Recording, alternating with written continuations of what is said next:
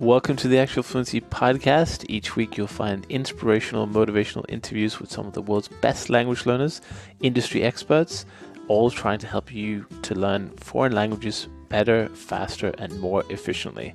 And here we go.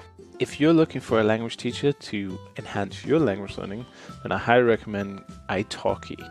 Italki is the world's biggest tutoring platform, and you can find thousands of teachers and tutors at very reasonable prices. Get a free lesson after completing your first lesson by going to languageteacher.co. Actual Fluency Podcast, episode 165.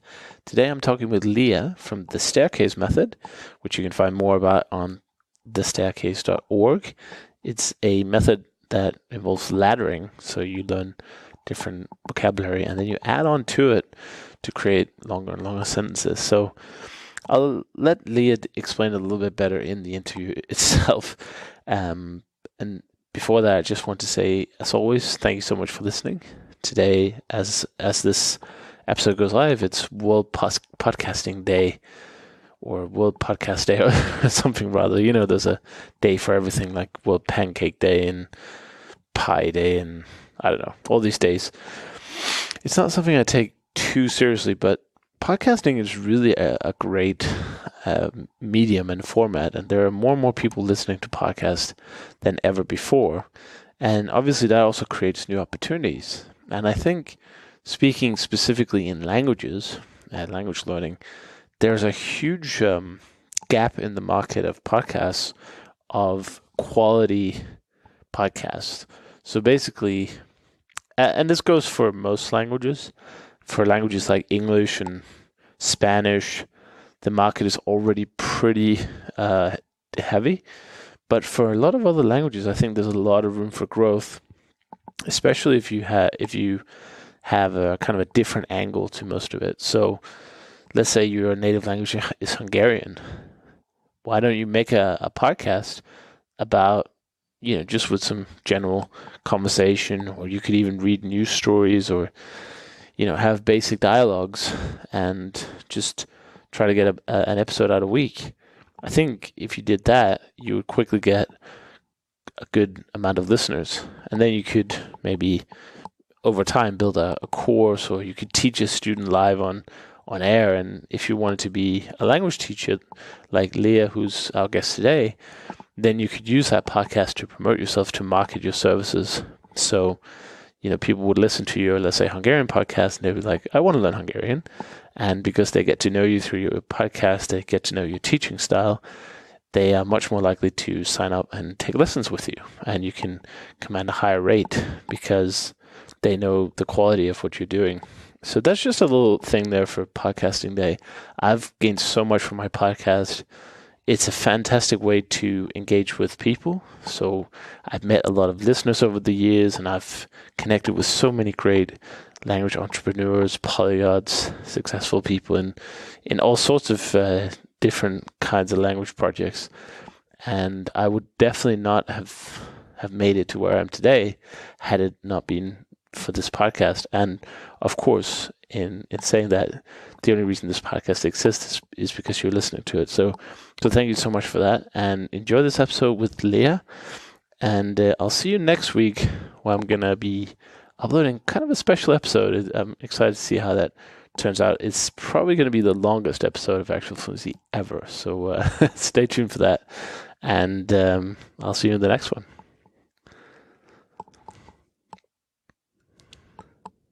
I remember it was in November the year before, and I celebrated my 5,000th lesson. Wow. And as you may know, I'm also a linguist by education, and as many teachers around here, I've always enjoyed creating learning materials for students.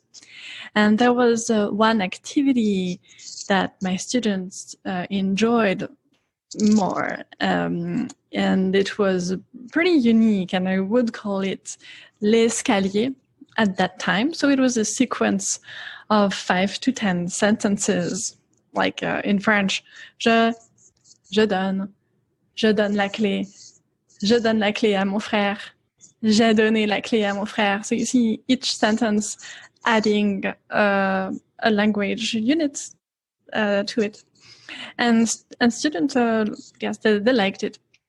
And at the same time, so that was in 2016, some students and also friends, they said, Lea, it's time that you create your method, or based on that, or based on your experience. And then the staircase was born. And yes, and Benny was he's been around also. He's been a big support in projects that I've done in language education, and he's not the only one. As you know, you and I were part of the polyglot community with the polyglot gathering, the Langfest recently in August, and all being part of this community, being surrounded with talented professionals. That's very inspiring, and that's how little by little the staircase started growing, and yeah, that's it. Very cool. Just going back a second, just to give people the full backstory. When did you get interested in languages, and when did you decide to do it as a degree as well? How I grew interested in languages. So in the years 2000, it was the beginning of internet pen paling. There was international chat rooms where people would speak different languages, but it was still very niche at that time. Mm-hmm. And I was a child at that time, and I learned most of my English writing through just language exchange over the internet, which was new at that time again. And I wanted to promote that and invite my other friends to do the same. So, which I did in middle school and high school. And also, I just enjoyed learning languages and communicating and sharing my own language, French, when I would meet visitors or foreigners or tourists. I just enjoyed letting them practice their French, and I've always found that there's beauty in the beginnings, and there's lots of poetry and creativity that comes around when we're in the first stages of learning the language. And I always knew that I wanted to work in language education. So I did my education in linguistics and teaching French as a foreign language. And I started teaching on Itsoki when I was still a student. And when was this? You said you did 5,000 lessons. It must have been a few years ago that you started. Mm-hmm. So I started in 2013. At that time, I was doing an internship. I was a teaching assistant. Thank you for my English, by the way, which is my second language, and thanks to your listeners for being patient with my English. So what I was saying, I was an assistant, a French teaching assistant in Finland, because I chose to stay some time in Finland to learn more about their education, which has a great reputation in their PISA test, etc. Enfin bon, so I was a teaching assistant there at university, and meanwhile I started teaching French on Itsoki, and week after week and month after month and year after year, it became my full-time occupation, and it was more than an occupation. It was just a passion. We'll just take a quick break to hear from our sponsor, Itsoki, but we'll be right back. On this podcast, I've interviewed hundreds of language learners, some of the world's greatest polyglots and industry experts. And one thing they all agree on is the value of one-to-one tutoring lessons. And for this, I highly recommend Italki. They have thousands of teachers in all price ranges, and they even have certified teachers who have taken diplomas or have degrees in the language you're learning. So whether you're just brushing up on your Italian ahead of a trip to Rome, or you want to master Russian to take the exam, or whatever your goals are in languages, Italki has a tutor suitable for you. And compared to private tutoring offline, it's really affordable. You can find informal tutors down to $5 an hour, and you can have trial lessons for even less. So if you want to master a language from the comfort of your own home, and you even get a $10 credit when you complete your first lesson, go to languageteacher.co and check out Italki. It might be the best thing you do for your language learning this year.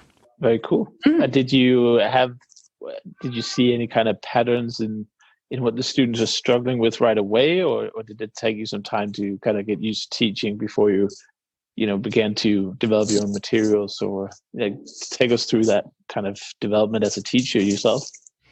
Some patterns. First, that as learners, we can say a lot or we can write a lot with just a few words and few grammar functions that we know. Yeah. So if you take just the verb donner, which is the French for to give, donner, and then just some complements, some words like une clé, which is the French for a key, ou bien la main, which is the French for hand. Just combining it with all kinds of vocabulary to create essentially endless phrases just by knowing that one verb. Oui, exactement. Oui, exactly right. Donc, je donne la clé, je donne la main, and then just switching on pronouns. Elle donne la main, and adding something at the end. Elle donne la main à son fils, ou elle donne la main à sa maman. Donc, that's a pattern that I think is important, especially nowadays that we have gigabytes and terabytes and more of available content. Yeah. But we want to be minimalistic and do a lot with less. Less is more. That was one of my first teaching principles. Yeah, that's what Betty says as well, isn't it? Like when you start out, just sound, speak like Tarzan, where toilet, me need food. Well, just keep it simple. We can still have good grammar and speak standard language, but still be simple, just like Benny promotes. And there's also, and Benny promotes, well, I don't want to speak in his name, but I think that he promotes being expressive. And there's a lot that we can express through intonation, through expressivity in voice, and through body language. And online tutoring it works for that, especially for intonation, for voice, for being expressive with just our face expressions. And I encourage my students to express be expressive in starting from the beginnings. Yeah, it's important. And also, I guess, using the language early, not just staying silent and collecting vocabulary. That's also important. Correct. Speak as early as possible. So how would you, let's say, if somebody listens and says, that sounds interesting, are there any ways that people can do this sort of on their own using maybe flashcards or courses or anything like that? Or is it really a method that's most suitable to teacher and student kind of lessons? So that's what we tried to do with the staircase. Because with the staircase, the courses, they're centered around just simple phrases, just a couple of vocabulary, and being able to write or speak because we have teachers available at the Staircase website too. So to be able to speak and write with this little kit of words, and so they can do this with us, but also just as we said before, take a few words and build lots of sentences with that. Play around that, like other language apps do too, like Duolingo. They often come out with weird sentences like the bear is sitting on the Eiffel Tower, or just combining words that are creative, that sound a little odd, but that will laisser une marque, that will print. Just print on the memory. Leave an impact, definitely. And I guess that's what they're going for with Duolingo. I mean, people seem to, some people are quite unhappy with it. Some people say it's all right, but definitely some weird vocabulary in Duolingo. Yes, well, it's mostly automated contents. I mean, they've done a great work. Duolingo, they've worked really hard to build their app. Is it a learning app, or is it just a game based on words and grammar? Well, that's another question. That's a good question. Yeah, I mean, obviously everything is free, so it's a good effort that way, and you get access to so many courses. But yeah, I mean that discussion is kind of I don't even know what I think. I go back and forth on it, so it's not something I take up our time with. But what about there was something interesting actually. I think the internet has really provided a fantastic ways for people who are interested in languages, or who find them nice, to basically build a career. Mm-hmm. So do you have any tips or advice for people sitting out there who are thinking, you know what, I could teach English online, or I could teach Spanish online? Like, how do you get started with that if you don't have, let's say, a degree in teaching or any kind of certificates yet? Mm-hmm. So working online as a teacher, yes, big yes for everyone who wants to get started. And at the same time, expect to face a lot of competition, because when I started, I was lucky to be one of the pioneers just of surfing the wave at the beginning. But now there's énormément. There's a lot of language teachers around. So if you want to get into the online teaching, you should see that as a marketplace, a competitive market. So there's lots of students. So it has grown. Taking lessons with online tutors has grown more popular. So there are lots of students, but there are also lots of other teachers. Also, so if you want to become an online teacher, consider that there's lots of talents like you. Because when we teach, when you have a passion for teaching, we may think that we're so dedicated that we. Bon, I mean, just be humble and keep getting inspiration from other teachers, from other language educators, because it's an industry with smart people all around, just like you today, Chris. Our listeners, it attracts brilliant people, and also to become an online teacher.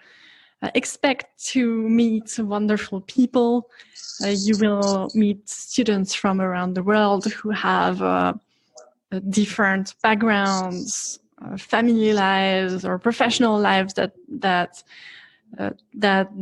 are inspiring, and it's a window on different parts of the world. It's fascinating.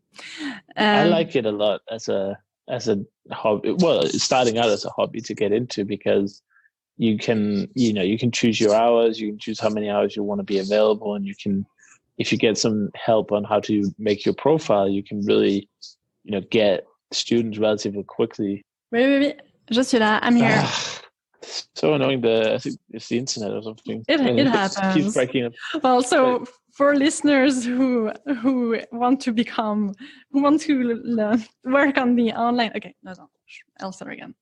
So yeah, it's very typical when working online. Just expect to have lots of connectivity issues. That's fine. Just relax.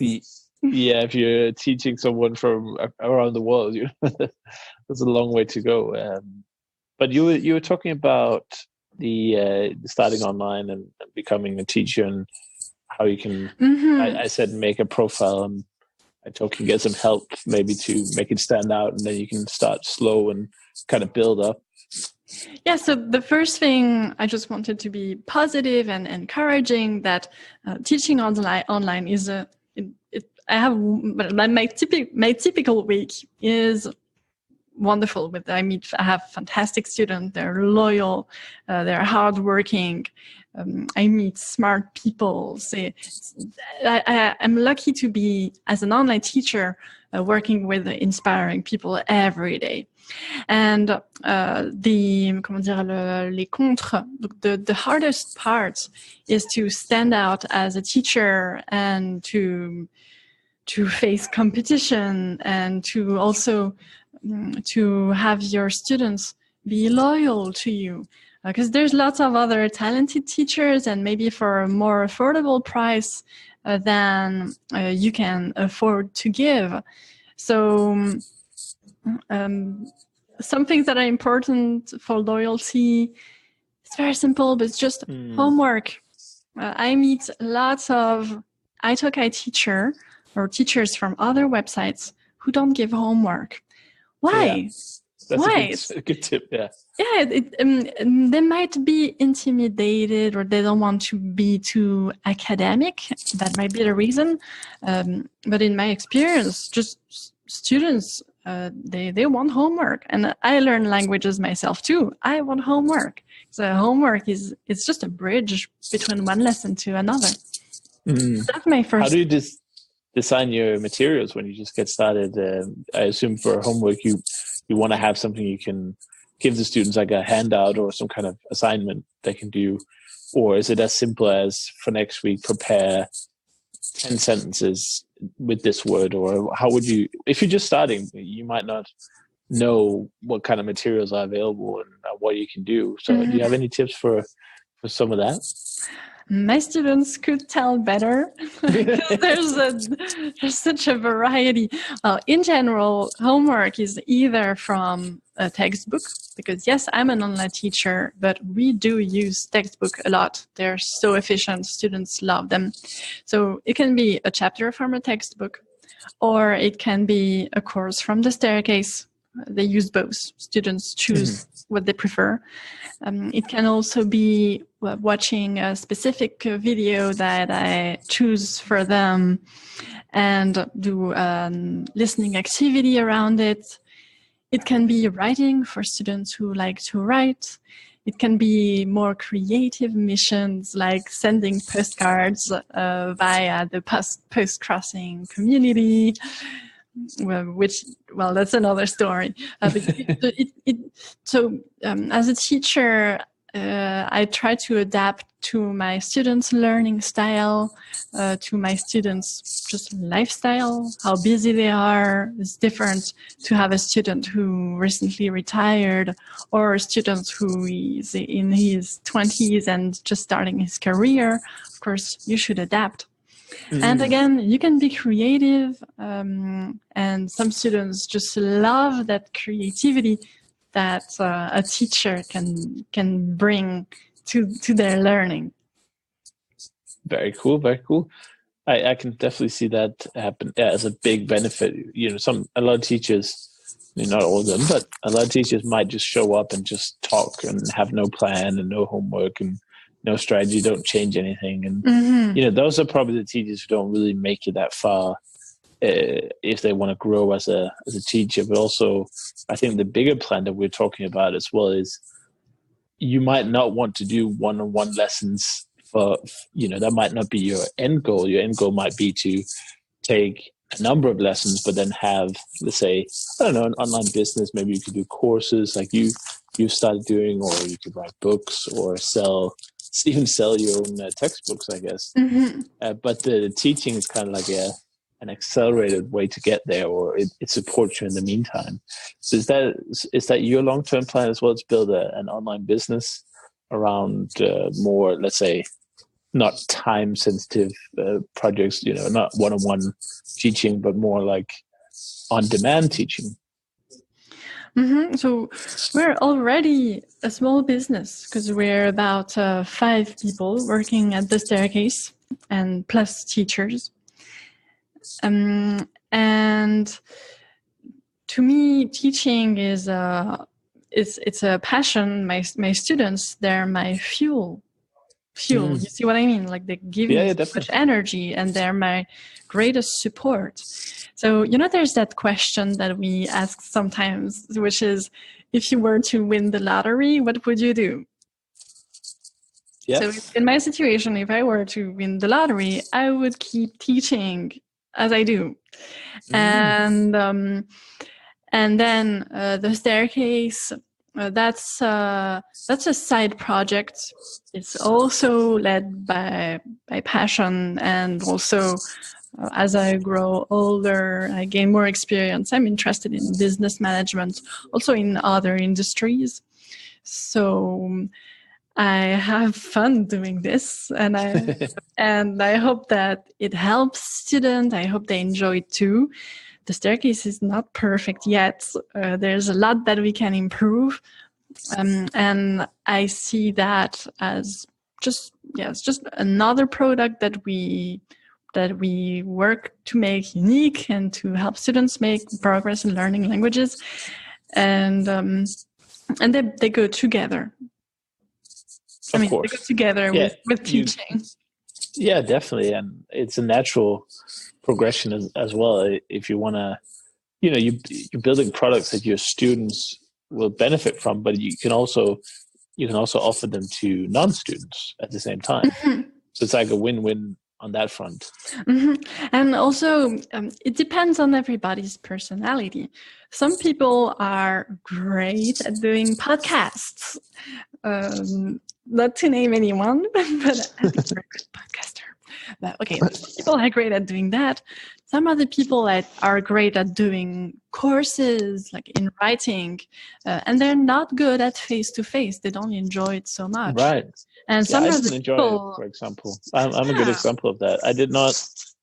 I don't mind helping people, and I think let's say if I were to teach Danish again, which I did for a little while when I was in uni, I would be perfectly happy having 1 or 2 very dedicated students working on very specific things with them. But I tried to do the whole week, 10, 15 different students, and for me it was just like I didn't really have the passion for that kind of. For me, it was a little bit too repetitive. Of you're kind of starting over and over whenever you got a new student, and for me that was just not. It just wasn't for me. But if somebody out there is more into that, then it's a good way to start. But what I would say with that is you shouldn't do it if you don't enjoy it.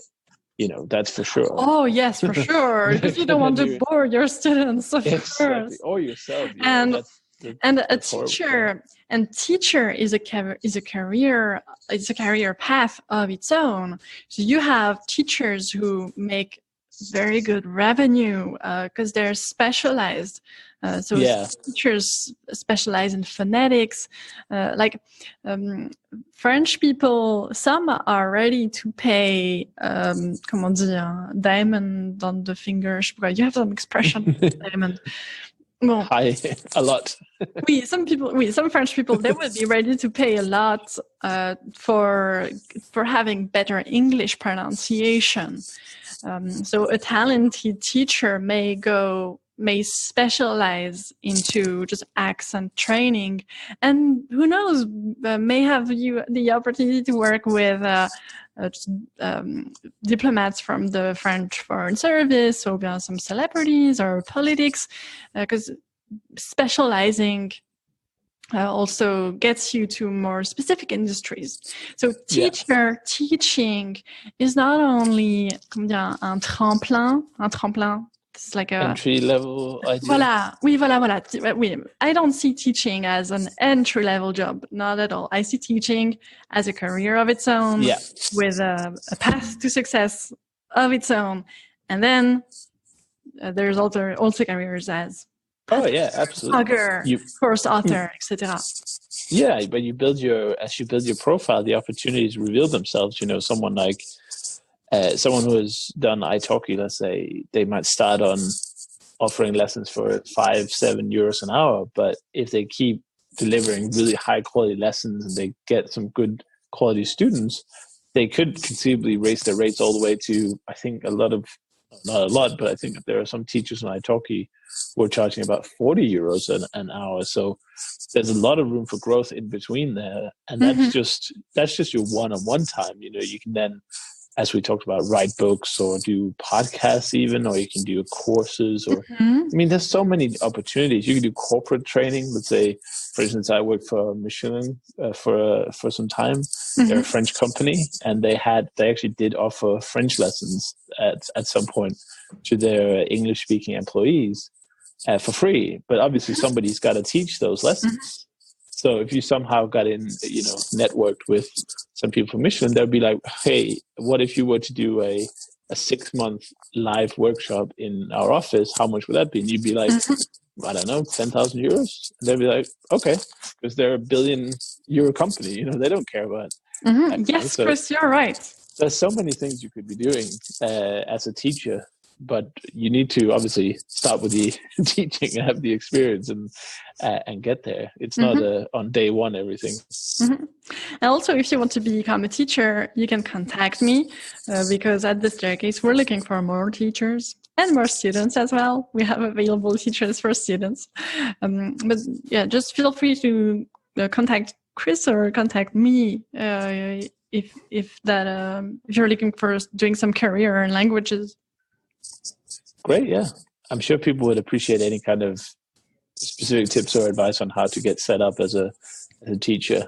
That's a really cool, I think it's a really cool career path, because you can start it on such a low volume, figure out if it's something for you, and then you can scale it pretty much as much as you want. There's a guy on the podcast, Alexander, he's on, I think it's like 20 episodes ago, who just started his own language school in the middle of the Ukraine. It's like possibilities are endless. Oh yes, they are. That's why languages are so cool. But you also mentioned that you also like to learn languages yourself. I've also seen you at some of the conferences. We were just in Canada, which was great. Really liked the Langfest. Montreal's a great city. Did you have a good time? It was great. Oh yes, I enjoyed it. I love Montreal. Fantastic city. It must be also interesting to be there as a French speaker. Oh, oui, bien sûr. Do you ever have any sort of understanding problems, or are there any words that they use that you don't know, or did you have any kind of communication breakdowns that was worthy to discuss? Quite the opposite. I think that the Quebec French is expressive. It's they usually speak a little slower than people from Paris. Okay. And they're people from Montreal and probably all the rest of Canada, but I just know Montreal. They're very nice, welcoming, warm people. So you can only feel good and have good communication. So if there's French learners in North America listening to us now, I recommend going to Montreal just for French, for the French immersion there. Especially to le marché Jean Talon, le quartier Rosemont, la petite patrie, lots of shops where everybody speaks French. Just go there. Yeah, I love this. Honestly, I would live there if there weren't any visa restrictions or something. I would definitely try and live there for a while, because a few years ago when the Langfest was starting, I stayed in the city for a month. And I was just like, this is a great city, great combination of European and North American culture, and people were just so friendly and welcoming. Even if you're Anglophone as I am, they were still very friendly and hospitable. So I definitely second that. But as a language learner yourself, what have you used in your teaching to make that more efficient? And do you find it hard to do both teaching and learning? Because it's sort of two sides of the same. Yes, you're right. That it's not easy. So learning languages, I've had experience with English. Of course, learning English at school and also in immersion stays. I would go to some of my family's friends in the UK and just go on vacation. So that's how I learned English mostly. And also now I live in Virginia, so I have to evolve to more American English. So that's my experience with English. And then I also learned Spanish at school. So Spanish with très académique, very school-like the way I learned Spanish. Also through music and through movies. Quoi d'autre? I've also learned some German, not at school this time, but for a while I worked in Switzerland. So I've actually been a robotics teacher for children for a while.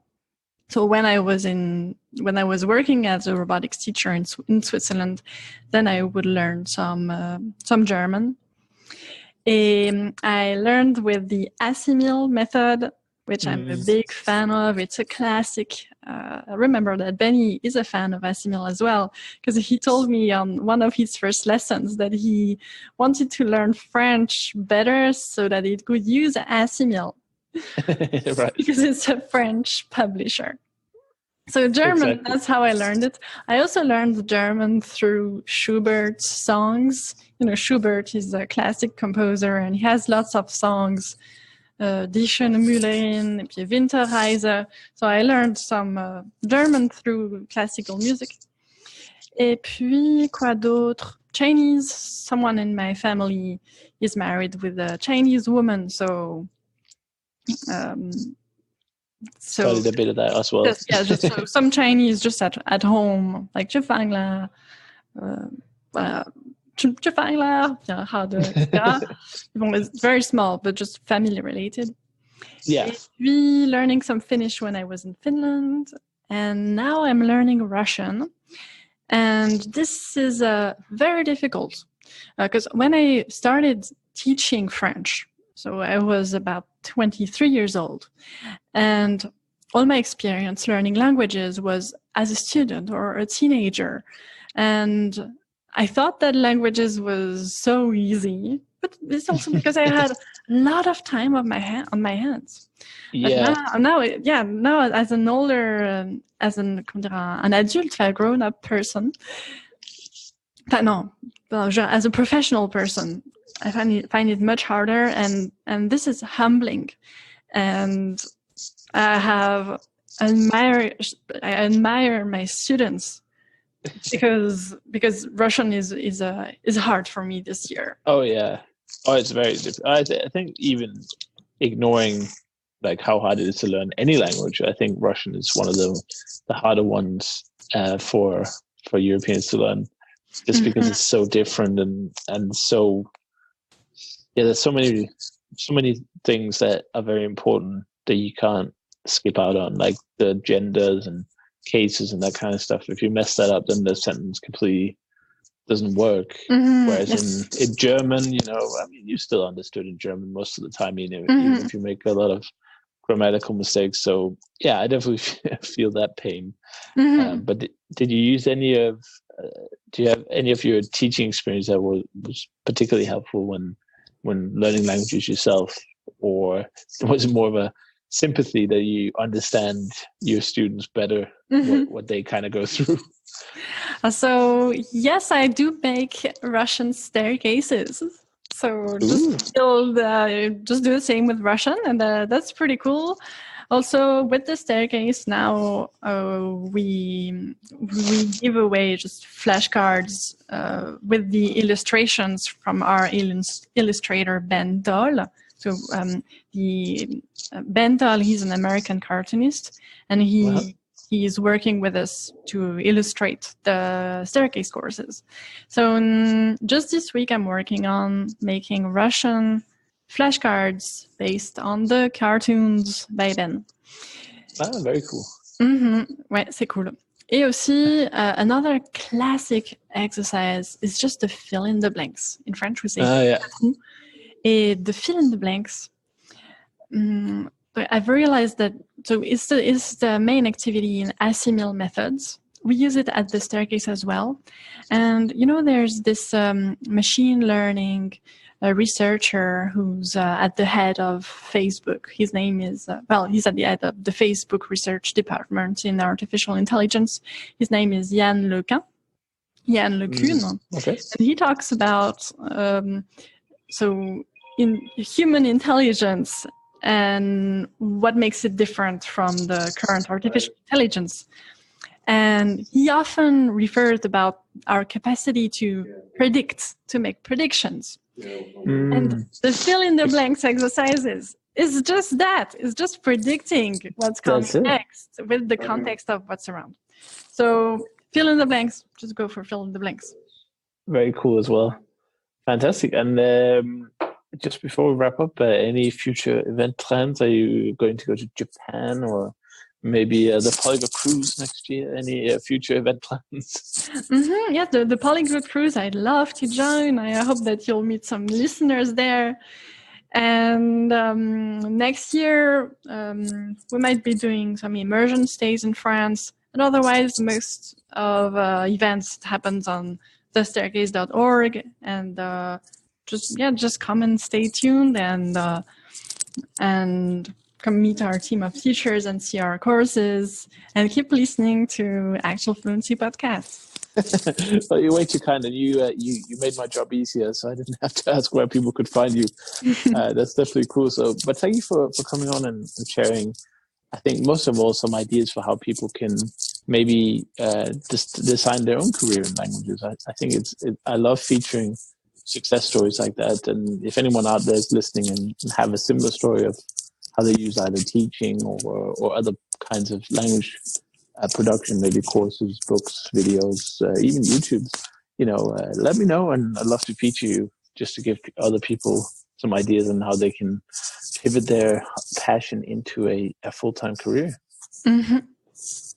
And Lea, thank you so much for being on the show and taking your time with me today.